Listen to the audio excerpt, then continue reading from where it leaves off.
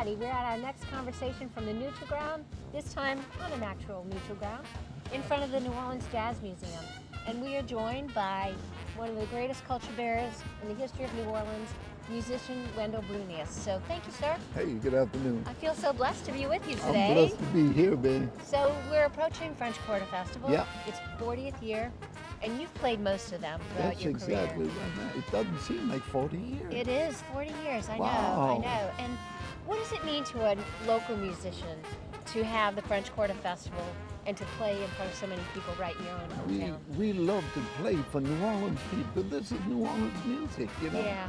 And when the New Orleanians come out to see us, that's a special time because they know the dances that go with the music we're playing That and is stuff. perfect. You That know, is true. You know what I mean? I think I've danced a few myself. I'll bet you have. Yeah. And all of that is inspiring to us, and you know, it keeps you from rather working.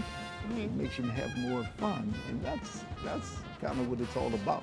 So we're lucky to have you in that lineup Oh, as often man, as I'm so we happy. have. Even when I lived in Sweden, I would come back here and I would still play on the festival with like Charmaine or with John Boutte, or you know, somebody would hire me to come and play. It was just always nice to play for the New Orleanians. Like I said, it's gotten to be a bigger festival now. We have an influx of other people, but at first it was basically a New Orleans festival, and we used to play right on Bourbon Street, and you know, in the French Quarter itself, and it was just fun.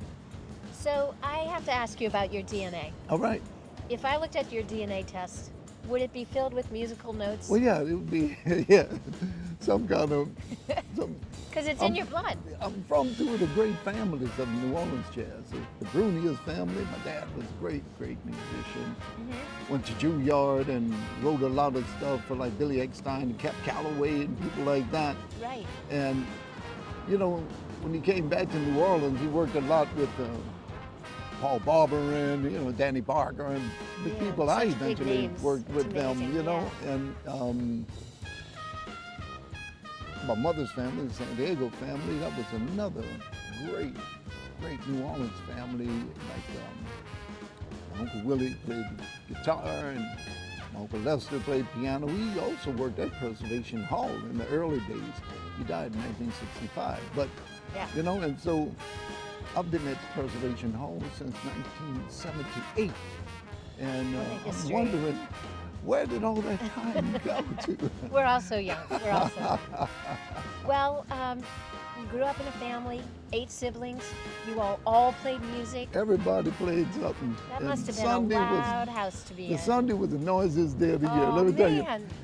You know, my dad would say, okay, Pumpkin. Look, he called all of us Pumpkin. Yeah.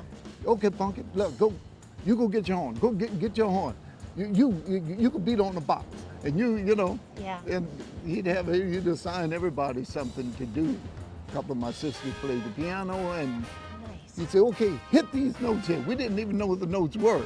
And then he'd give us a note. You play that note, you play that note, you play that note. And whoop, what an education. Some big chord, That's amazing, so right in your much own fun. home. Just man, I was so truly blessed in your and blood. lucky to be in that particular family. I guess you never thought of any other line of work. Well, I went to business school. My dad sent me to business school. I always say he thought I'd get a real job one day. But I'm having too much fun playing the trumpet. This is your real job. Oh, yeah. Can you play us out? Oh, yeah. It was better than way down yonder in New Orleans. Private show.